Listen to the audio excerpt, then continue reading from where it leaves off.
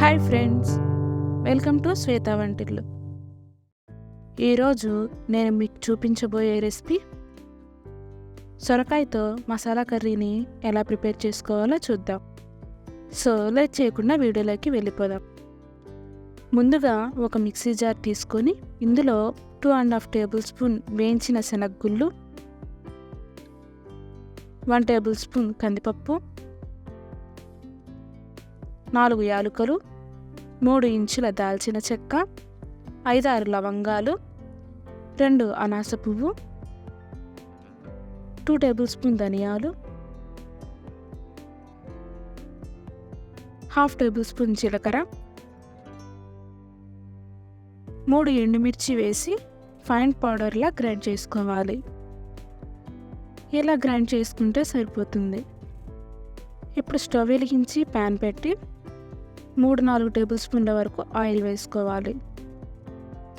Oil heat అయ్యాక 1 table spoon తాలింపు గింజలు వేసి 2-3 నిమిషాలు ఫ్రై చేసుకోవాలి.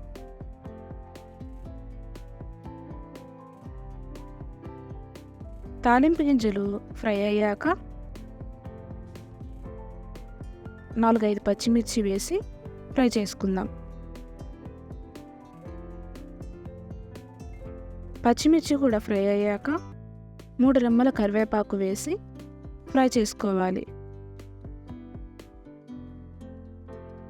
కరివేపాకు కూడా ఫ్రై అయ్యాక 2 మీడియం సైజు ఉల్లిపాయలను ఇలా కట్ చేసి ఫ్రై చేసుకుందాం.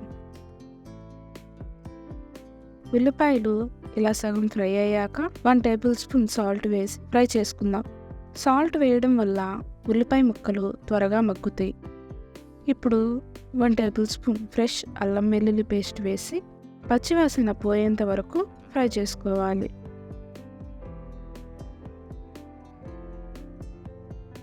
అల్లం వెల్లుల్లి పేస్ట్ కూడా ఫ్రై అయ్యాక 2 మీడియం సైజ్ టమాటా కూడా వేసి టమాటా సాఫ్ట్ అయ్యేంత వరకు ఫ్రై చేసుకోవాలి.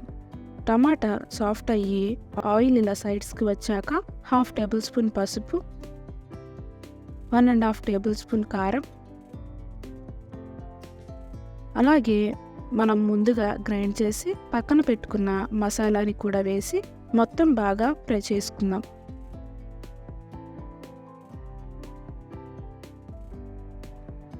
అంతా ఇలా ఫ్రై అయ్యాక మనం ముందుగా కట్ చేసిన సొరకాయ ముక్కల్ని వేసి మసాలా అంతా పట్టేలా బాగా కలుపుకుందాం.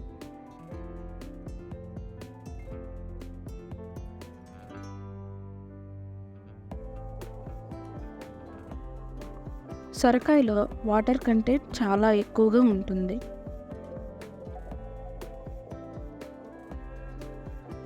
ఇలా ఫ్రై చేసుకున్నాక 1 గ్లాస్ వాటర్ని యాడ్ చేసి మరోసారి కలుపుకుందాం.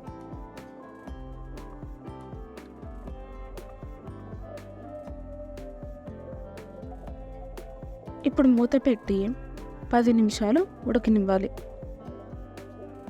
10 నిమిషాల తర్వాత మూత తీసి ఒకసారి కలుపుకుందాం. ఈ కర్రీ రైస్, చపాతీ, పరోటాలోకి చాలా బాగుంటుంది. ఇప్పుడు సన్నగా కట్ చేసిన కొత్తిమీర వేసి కలుపుకుందాం. సొరకాయ కూరని ఎప్పుడు ఒకేలాగా కాకుండా ఇలా ఒకసారి ట్రై చేసి చూడండి.